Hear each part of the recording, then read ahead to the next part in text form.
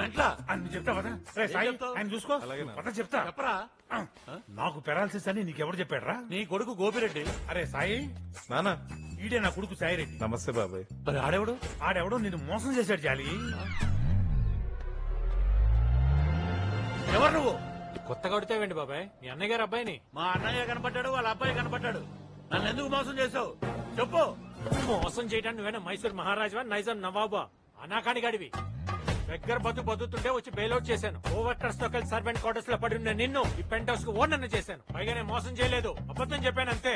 రెండింటికి తేడా ఏంటి? అబద్ధం అంటే లైంగ్, మోసం అంటే చీటింగ్. ఇంగ్లీష్ లో అర్థాలు అడగట్లేదు. మరేం అడిగావు? తేడా ఏంటని అడిగాను. మోసం చేయడం అంటే ముంచేయడం, అబద్ధం చెప్పడం అంటే జస్ట్ మేనేజ్ చేయడం. There is lot of difference. అర్థమైందా? అర్థమైంది గానీ నాకు డౌట్. ఏంటది? బుల్రెడ్డి మీ నాన్న కానప్పుడు వాడిని తిడుతుంటే నువ్వెందుకు రెచ్చిపోయావు? Good question. మీ అన్న బుల్ రెడ్డి గారు ఒక లోఫర్, లఫంగి, లఫుట్, లుచ్చా. I know that very well. Note observe చేసే